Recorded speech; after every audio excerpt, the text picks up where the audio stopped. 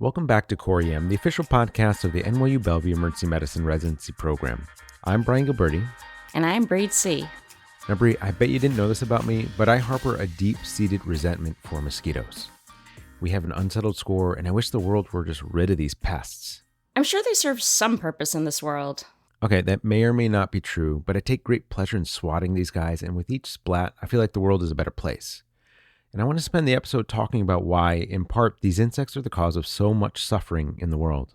Well, their bites are the least of our concerns.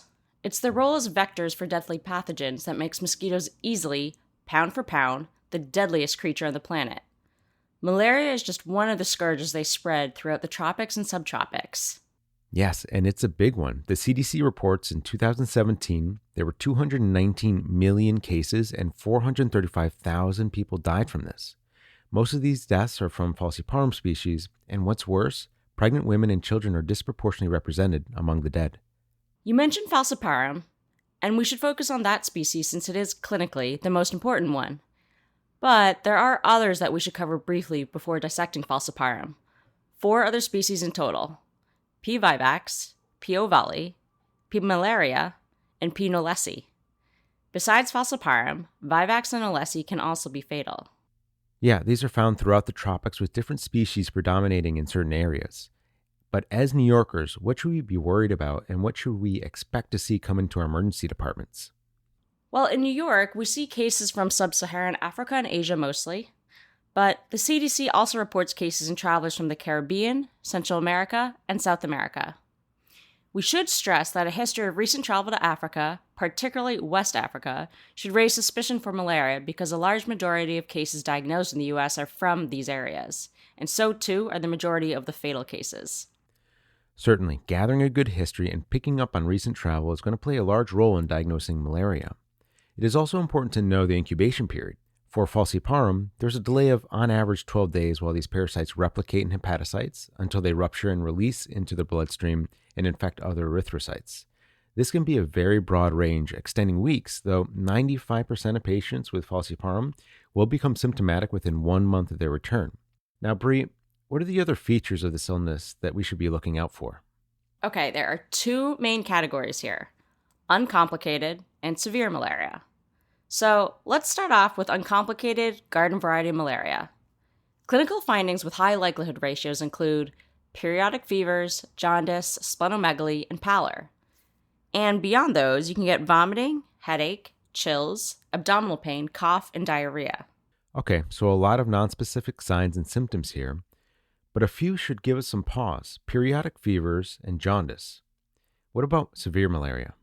These patients are going to be sick, and they have mortality of 5 to 30% even with therapy. There are a lot of distinguishing features here, so check out the show notes for a complete table. The most common manifestations of severe malaria affect the brain, lungs, and kidneys. More specifically, patients with cerebral malaria can present encephalopathic or comatose, some severe enough to exhibit extensor posturing or seizures. They can have acute lung injury, with a quarter of these patients progressing to ARDS. And finally, they can have AKI from ATN and result in acidosis. Yes, it is impressive how broad of a spectrum of disease can be caused by Falciparum. Labs may be unremarkable in patients, though keep an eye out for severe anemia and thrombocytopenia, as these have prognostic value.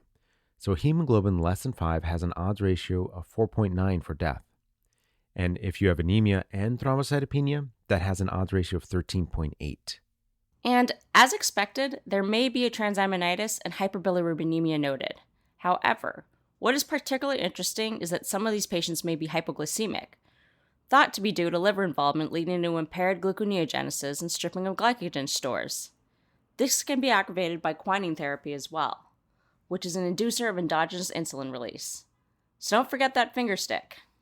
Finally, malaria may not be the only infection we're dealing with in these patients. There's a high co-infection rate with Salmonella, and that is believed to be due to the increased iron availability, which enhances Salmonella growth. So get blood cultures, cover with ceftriaxone, and if the patient consents, test for HIV. Ooh, all right, a lot of ground covered, but let's get on to the meat of the talk: diagnosis and treatment. Okay, nothing real fancy with diagnosis, just looking at the blood smear under a microscope. There are going to be 2 preparations here. There's going to be a thick film, which is used to increase the sensitivity of detecting these parasites, And then there's going to be a thin film, one that helps us quantify the parasite load and identify the species. Our shop has a rapid antigen test that can give you the result in 15 to 20 minutes, but it won't give you that quantitative parasite load that is so important to us. Yeah, it's really important to know that there can be false negatives here, in part because the parasite may not be visualized due to sequestration. The first smear is positive in over 90% of cases, but if suspicion is high, it has to be repeated BID for 2 to 3 days for proper exclusion of malaria. Bree, now do you see why I hate mosquitoes? Yeah, those winged nuisances. Parasites within parasites.